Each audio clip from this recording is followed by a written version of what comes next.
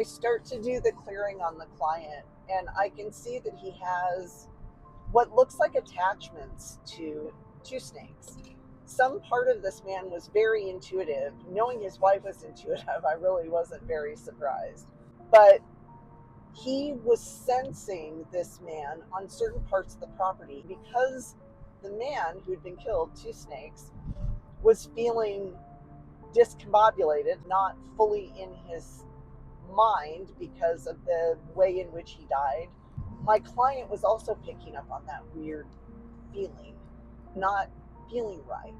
And it also explained that he would have felt even worse at the end of the day if he had decided after a hard day to have a couple of beers before he went to sleep or to have a toke. Doing anything that would have altered his consciousness, helped him relax in a way that is completely socially acceptable, was actually compounding all of the things that he was picking up on from two snakes being that close on the property.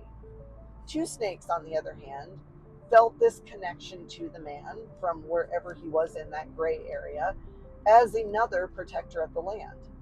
The living client had said, I want to caretake this. I want to keep it wild and not leave a mark and take care of the wildlife and everything that's on it.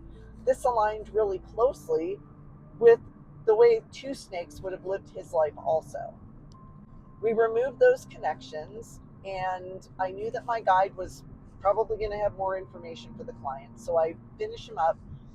I also got the impression that he was having headaches and weird pain, which I think correlated to the stabbing.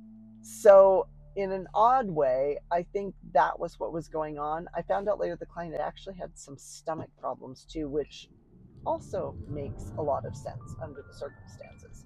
So, I finish with the client. I go back to where my guide is.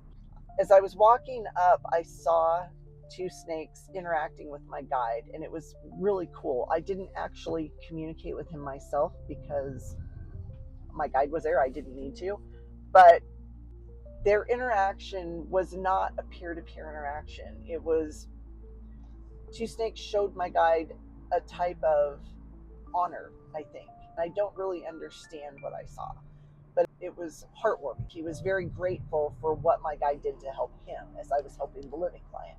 I asked my guide what I need to pass on to the client. He suggests that the client take an offering. He said that the client will know where it needs to go, an offering of cornmeal and a bottle of whiskey. He would know where to place the cornmeal and to pour the whiskey, that he was to thank two snakes for his ongoing protection of the land. By doing that, it would sort of launch two snakes onto whatever this next part of his journey would be, and that he would then continue on, had agreed to continue on protecting the land along with the living client now as a partner, in partnership, which I thought was absolutely fabulous and wonderful.